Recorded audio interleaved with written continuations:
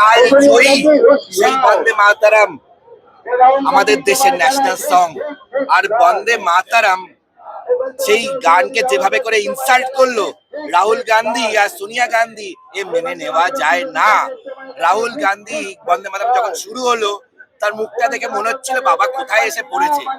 মানে আমাদের দেশের ওটা ন্যাশনাল সং, আমাদের বাঙালির গর্ব, আমাদের দেশের গর্ব। দেশকে এরা যদি দেশের ইতিহাস না জানে, আমাদের স্বাধীনতা, আমাদের প্রত্যেকের হৃদয়ের অন্তরে দেশপ্রেম আর কণ্ঠে বন্দে মাতারাম, আর সেই বন্দে মাতারামকে তোমরা ইনসাল্ট করবে আর পার পেয়ে যাবে।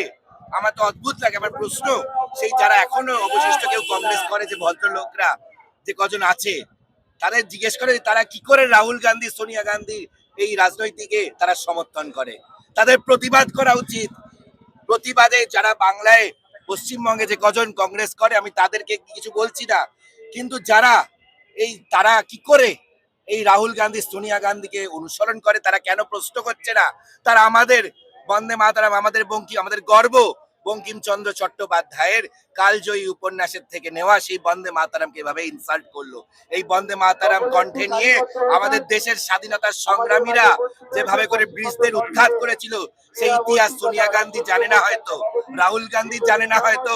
তাদেরকে দরকার হলে বিদ্যালয়ে নিয়ে আসুন, আর যদি তারা বলে তারা সব জানে, তাদেরকে আমার মানে অদ্ভুত লাগে। এরা কোথা থেকে এসছে? দেশের ভারতের মাটিতে থেকে ভারতবর্ষের ন্যাশনাল সংকে ইনসাল্ট করবে, এরা এসছে কোথা থেকে? এত দুঃসাহস কোথা থেকে আসে? আশিস বন্দ্যোপাধ্যায়ের মৃত্যু হয়েছে। সবার আগে বলবো, মানে রাহুল গান্ধী আর সোনিয়া গান্ধী, দে আর ন্যাশনাল শেম টু ইন্ডিয়া।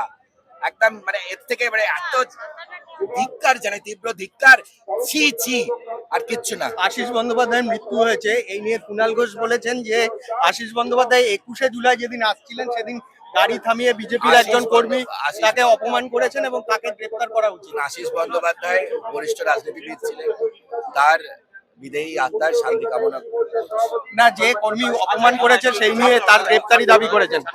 সেগুলো আইনের বিষয়, সেটা আইন। আচ্ছা, আরেকটা